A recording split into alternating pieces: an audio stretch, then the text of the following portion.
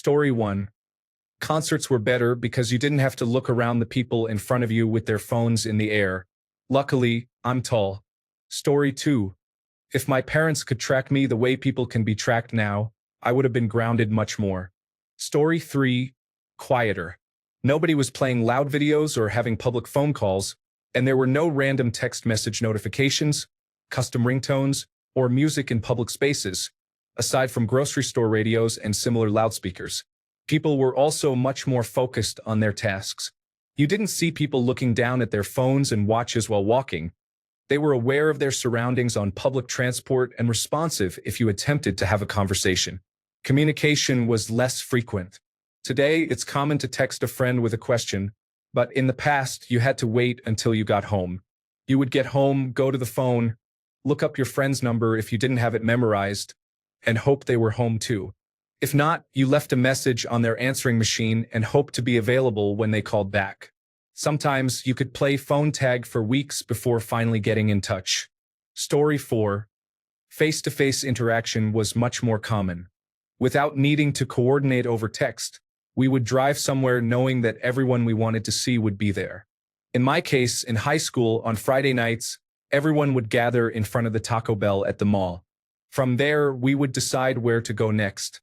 Story 5. It was nice being unavailable. However, I still turn off my phone sometimes when I don't want to be reached or tempted to use it. It was worse because you could get lost going somewhere and have to turn all the way back. You couldn't simply look things up when you wanted to. Story 6. Quieter and nicer. Less self-loathing and negativity on social media. On the downside, it was easier to get stranded and not be able to call for help, and you had to be able to read a map. Story 7. I think there are two levels here. Before smartphones, there was a lot of hanging out at home on the phone, needing to nail down details about where to meet, when, and handling contingencies. Basic mobile phones were helpful for coordinating with people on the go, including texting. Maps were excellent as well, replacing the need for an atlas or printed directions. That period from 1997 to 2007 was enjoyable before things changed with the arrival of smartphones. Story 8. I remember a lot more about just stopping by. You would drive past one of the usual places and look for either the pile of bikes on the lawn or which cars were there, and then just go knock. Story 9.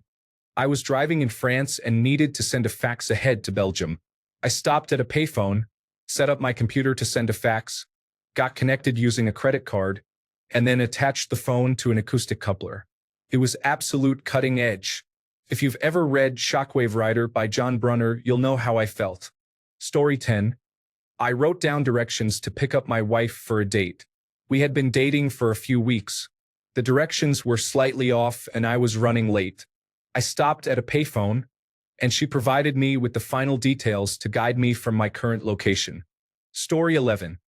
When you went out by yourself, you had no way to communicate with anyone or get information without asking another person. Somehow, it was still less terrifying than going out in the world today. Story 12. As a kid in high school, if I wanted to call a girl's house, I had to talk to her parents or siblings. Story 13. Generally, people had more patience, longer attention spans, the ability to entertain themselves, and live in the moment. Story 14. Planning a playdate took 3 days. Day 1. You and your friend decide to have a playdate. Each of you asks for your mother's permission after school. Let's assume they each say yes. Day 2. You and your friend tell each other what your mother said. You go home and tell your mother what your friend's mother said. Day 3. You confirm with your friend that all parents now know they are on board. This process took even longer if there was a timing conflict. Yes, we had landline telephones, but we didn't always know our own phone numbers. If your friend gave you their number, it was written on a small piece of paper that you could easily lose. It was a very inefficient system. Story 15. Cell phones or smartphones? Cell phones were nice because you didn't have to answer if you didn't want to use minutes, and no one really texted because it was expensive. Story 16. You planned ahead, set times and meeting places at concerts, fairs, and anywhere with large crowds. You also had backup plans in place just in case. Story 17. It was much worse when your car broke down. If you were in a remote location, you might wait for hours for help or have to walk for miles. Story 18. People connected face to face and spoke to each other. Sometimes, they stood in line at phone booths to make necessary calls. Story 19. Everything mostly smelled like cigarettes, and you couldn't easily learn how to fix something on your own. It was also difficult to drive to new places. Any positive memories are likely seen through rose-colored glasses from a time when I was 30 years younger. Story 20. There was more planning involved, or at least planning to wait. You couldn't tell people you were running late or give them a minute-by-minute estimated time of arrival. If something went wrong, you might not find out until you got home and could reach them on the phone. You didn't have a map of every street in the world in your pocket, so you generally knew how to get to a neighborhood and went from there. Parents had to accept that they might not know what the kids were up to or where they were. If you didn't know where your friends were, you might just show up at their place or search for them at whatever spot you typically hung out. You had to wait your turn to use the phone at home. Instead of texting throughout the day, you might have a 3-hour phone call. When you weren't at home, you didn't have to worry about receiving an important call, text, or email that might interrupt things. This allowed for more mental space. If you got lost, you might go up to a stranger's house and ask for directions or to use the phone. I would think it was suspicious if someone did that now. What has happened to us? Payphones.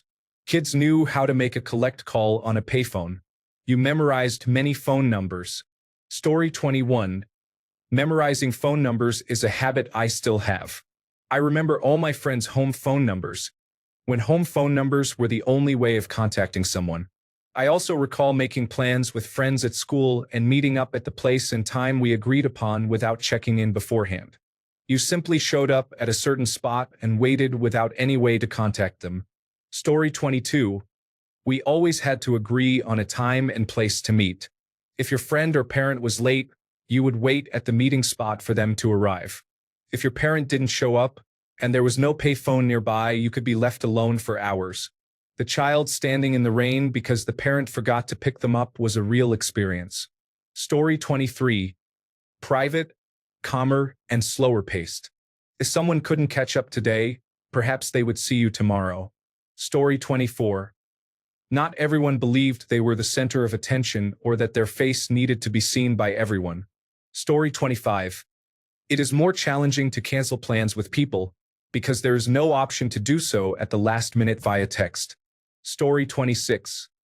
We whistled to each other to see who was around and where they were. Although we didn't know who answered, we continued whistling until we found each other. Story 27. When you wanted to spend time with friends, you had to go outside to public places or parks to see if others your age wanted to join you. Story 28. I didn't have to explain to my parents or dependent friends why I didn't call or text back within 30 seconds. I could live my life peacefully. Drivers were more considerate. Lighters at concerts. I miss those days. Story 29. It was a beautiful time when you could leave your house with few options to contact friends and family, and no way for them to reach you. On second thought, it was terrifying. However, if you remained composed and were a brave person, you learned to navigate the world independently and free from restraint. It was absolutely fabulous. Story 30. It was nice. You leave the house, and no one could find you. Not all was now. There were many fewer people and cars then too. Life was quieter. Story 31.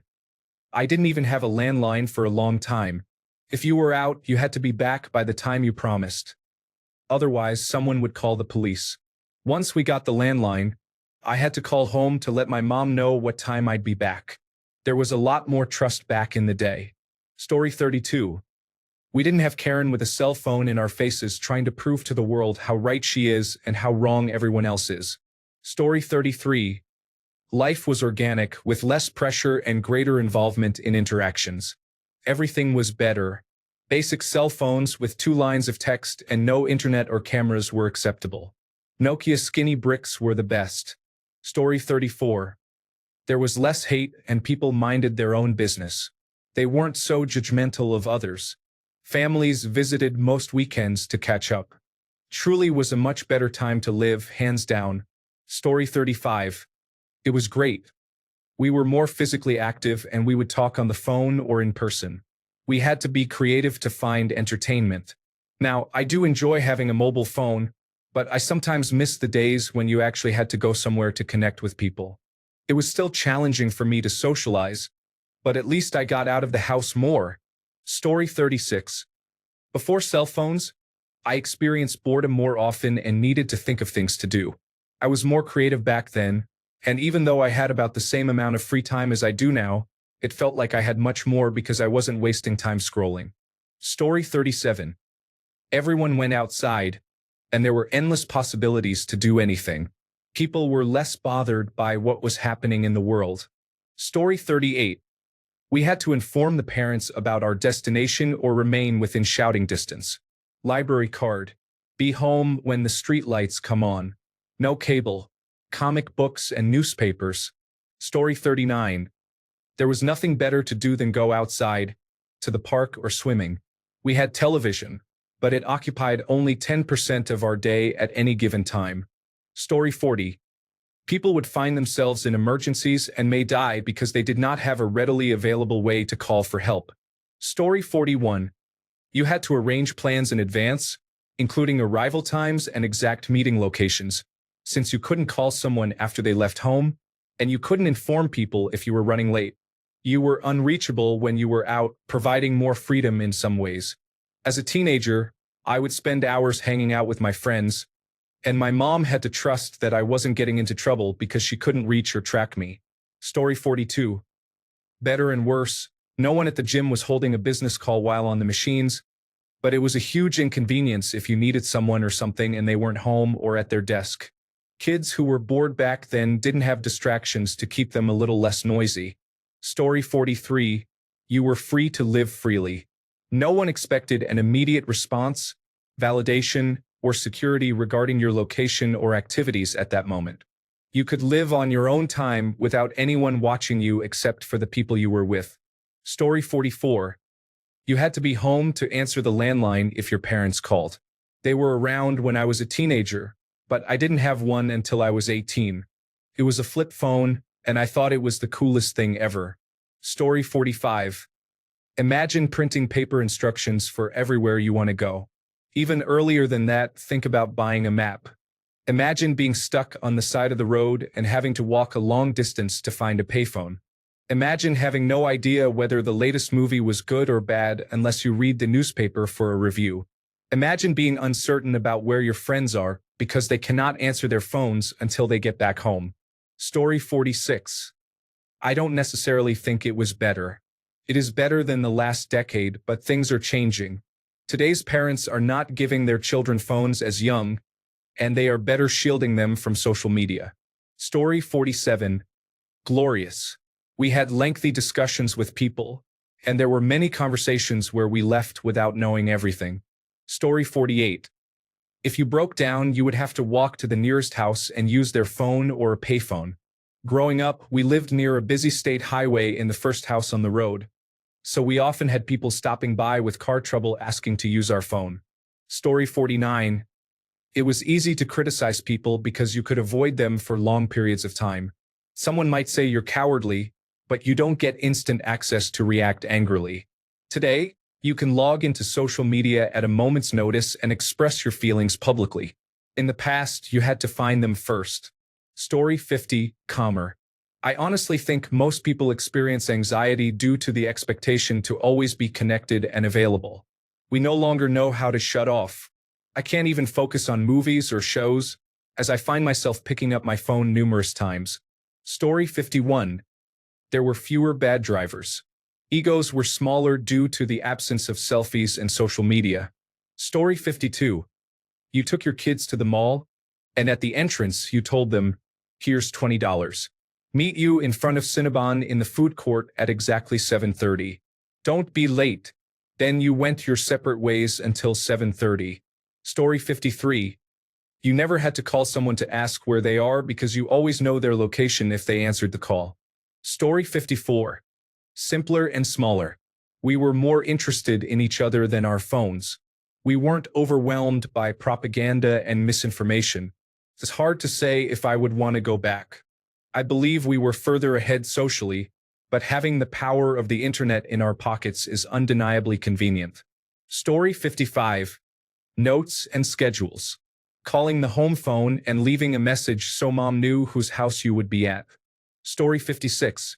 For a while, there were answering machines where your boss or ex could leave messages if there was enough room on the tape. Before that, you just knew where your friends would be hanging out because you talked about it earlier. Story 57. Getting picked up from the mall by my parents was a more structured process. After I got my driver's license, I spent a lot more time driving around without having any idea where I was going. We had a magazine rack in the bathroom. Story 58. There was a mystery in the world. People did not have answers to every question. Story 59. You could get lost. People had paper maps in their glove compartments. I haven't gotten lost in the last 15 years. I feel much safer driving in unfamiliar areas. It used to be a significant concern whenever I had to travel, even just to the next section of a large city. Story 60. When meeting friends, you had to make specific plans on where to meet, and then you had to ensure you actually showed up. Story 61. People used to talk to each other in public spaces. Many kids say they can't meet anyone anymore, and every time they go into a public space, they stare at their phones. Talk to someone, for goodness sake. Story 62. We had a paper note exchange at the kitchen counter.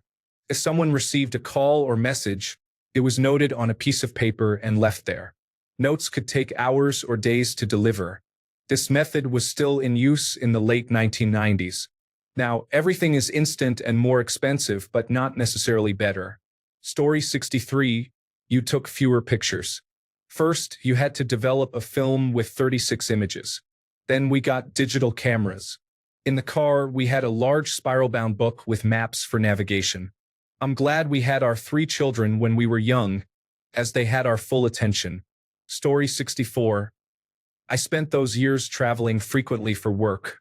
It was standard practice to call before leaving a town to ensure no new plans had arisen in the meantime. The pace was slower, but I likely accomplished much more since there were fewer distractions. Story 65. People trusted each other more. We trusted that our children would come back inside by curfew. We trusted where our loved ones went without being able to track their location. We trusted that people were not upset with us if they did not respond to a text within a day. Sometimes we went weeks without calling people on the phone, and we were fine. Story 66. When you left your house, nobody could contact you or track your location. You had to remember all significant phone numbers and addresses.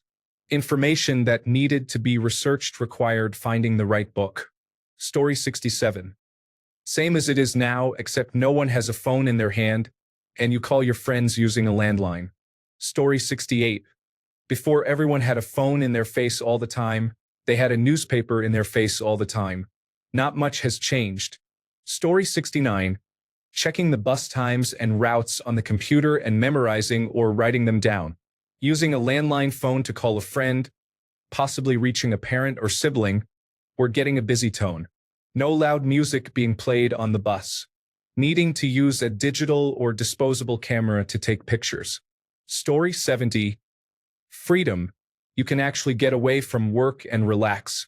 My husband becomes very anxious if I forget my phone. He needs to know where I am at all times or he becomes upset. Story 71. You wished you had something like that at night when your parents kicked you off the phone and internet. Story 72. I am going to go against the grain and talk about how things were worse before. Waiting for anything, such as at a doctor's office, a car repair shop, or for a plane, train, or bus, was incredibly boring. Story 73. Life was much simpler, friendships were closer, and we had a better sense of shared national culture. If you wanted solitude, you could have complete solitude. I made sure to always be well-groomed and slightly preppy because the Los Angeles Police Department was targeting people who looked like me in case we were gang members. In Colorado, they chained a man behind a truck and dragged him around until he died. Thanks a bunch for sticking around till the end of the video. Remember to subscribe, and until next time, stay awesome and goodbye.